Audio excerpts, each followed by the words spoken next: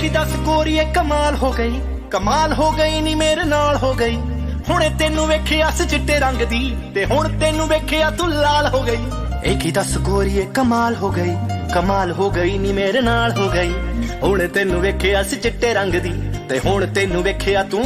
ਜੇ ਤੂੰ ਕਹਿ ਦੇ ਤਾਂ ਬਾਰਿਸ਼ ਬੱਦਲ ਕਰਤੇ ਵਿਚਾਰੇ, ਜਦੋਂ ਤੂੰ ਨੱਚਦੇ ਸੂਰਜ ਚੰਦਾ ਤਾਰੇ, ਜਦੋਂ ਤੂੰ ਨੱਚਦੇ ਸੂਰਜ